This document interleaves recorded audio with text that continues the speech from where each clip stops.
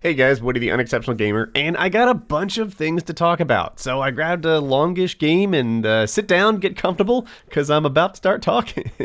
One of the first new things is this. Black Ops 2 has new DLC coming out. It's called Uprising, and based on this picture, it's all I had to go by. It's 4 multiplayer maps and a zombies map. The multiplayer maps are called Vertigo, Encore, Magma, and Studio. I really don't know anything about them. I could pretend I do, but or look at the tiny little picture and pretend that gives me much insight into how the game plays. The only real insight I have on this thing is that it looks like all the multiplayer maps are daytime with the possible exception of Magma, which looks like an evening map. And then, of course, the zombies map is depressing and makes you want to kill yourself, because that seems to be whoever does the art for the zombies is clearly always in a bad mood, and I think he's going through a divorce or something like that, because they always look the same. But anyway, new DLC coming out. It says April 18th, so one might assume that it's April 18th on the Xbox and roughly a month later on the other platforms. But yeah, new DLC coming out, kind of exciting.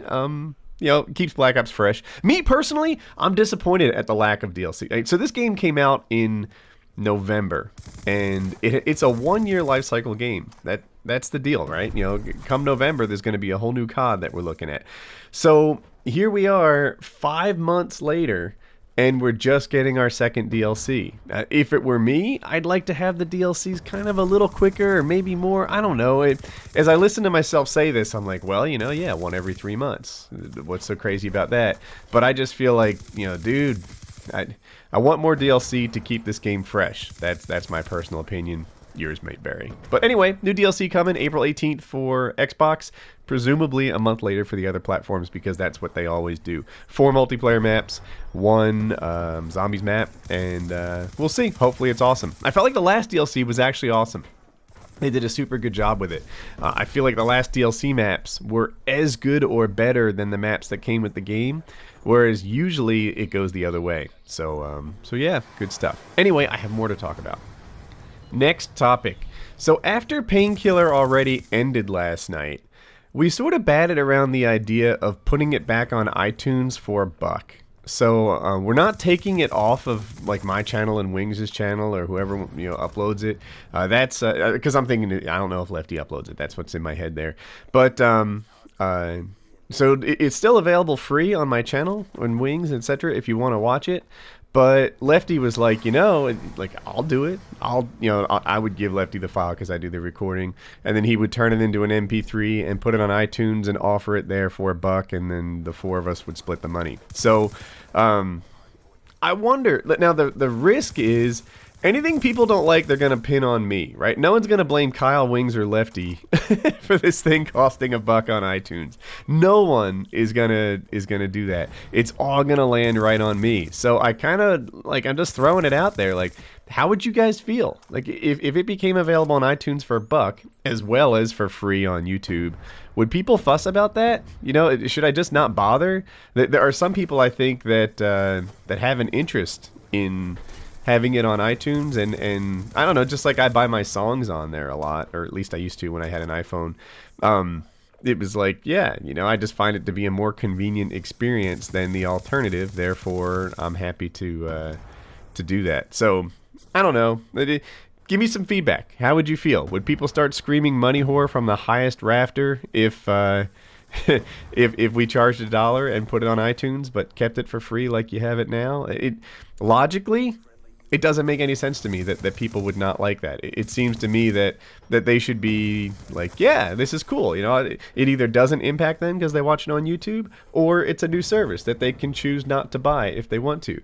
But logic doesn't always fit on YouTube. So I don't know. What do you think? Give me some feedback. I'm curious as to what goes through your head on this sort of thing. But who knows? Like, they're running at the money, like how many people could, like, if we took it and we split it 4 ways, it could possibly be like a significant amount of money and help out all the guys who put on the show.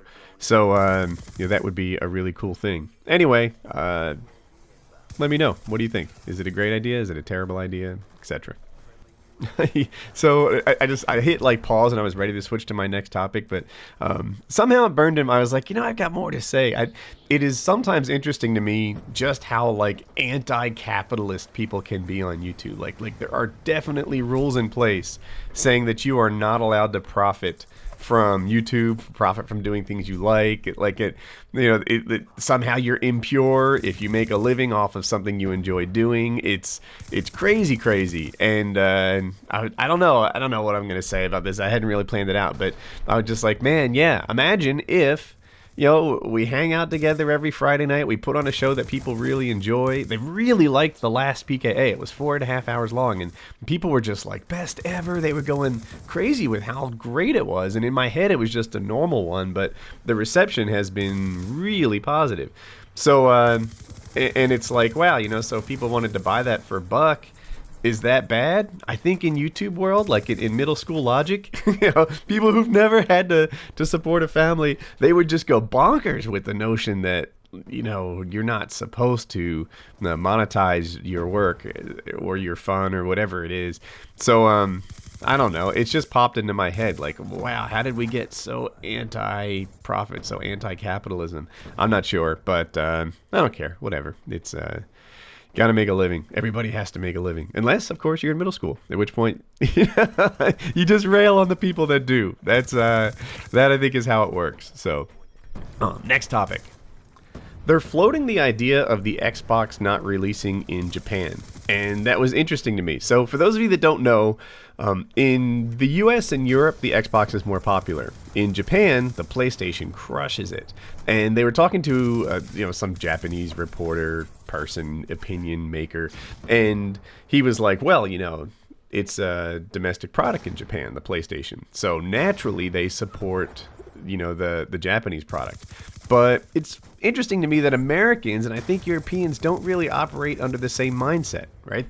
They're much more likely to just buy whatever's best or whatever's cheapest or whatever fits their needs and not really care about where it's made. And in my head, I started thinking about that and applying it to other places. Like in the UFC, right? You guys know I'm a fan of MMA. And there's this guy, Chael Sonnen, and he fought this guy named Anderson Silva.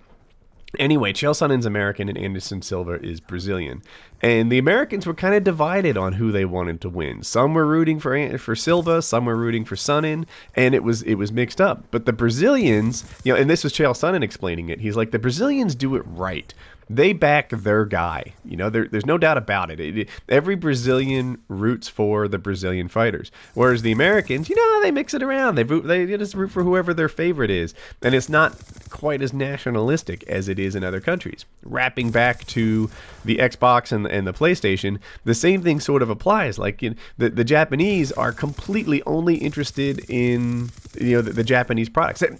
On MMA, man, I'm going all over the place here, but in MMA, there used to be a Pride. It was like comparable to the UFC, but it was a Japanese league.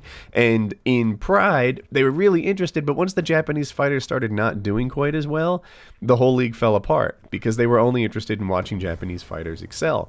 Whereas in the UFC, for example, there's a lot of Brazilian champs and top foreign guys, and the Americans don't really care. They just want to see the show. So there's a difference of opinion there. Anyway, because of that difference, there is a chance, they're talking about it in this article I read, that they're not going to put the Xbox in Japan this year. They're like, look, it flopped twice. Why devote all the R&D and marketing and effort into it when the deck is just stacked against them? They might be better off just not releasing it in Japan since it's always a money loser. So I don't know, but I thought it was interesting. And there's a culture difference there too. These guys in Japan are very much interested in in having like Japanese success, but they're not interested in just like, flat out best product type stuff. So there's a difference in culture there. I don't know what's better, right? Is it better to like support your guy and just, go for whatever product is made locally? Or is it better to, support the best product and, just go for this global, may the best man win kind of attitude, which is kind of what the Americans go for. So, I don't know. Give me your opinion. Let me know. What do you think? How should the world be? If you were king of the world, how would they operate? I'm not, I don't know, just wondering. Oh, and then one last pop topic, and I think this one's a little more important to me than it is to like the the rest of the world. But my family comes home on Thursday. It'll be late Thursday because they're driving. But a lot of you probably know, but we didn't talk about it much this time. They visit my in-laws a couple times a year, and they go for usually between like 10 days and 2 weeks, and this time it was closer to 10 days, so they'll be back Thursday. Wife Wednesday won't happen, I don't think. There might be a spouse Saturday or something to make up for it, but she won't be here on Wednesday, so it's hard to make that so. But I'm getting kind of excited. It's Tuesday as I record this, and they're coming home soon, so I get to see everybody. And Colin had an awesome day. He woke up to both the Tooth Fairy and the Easter Bunny having had visited, so I'm kind of psyched about that.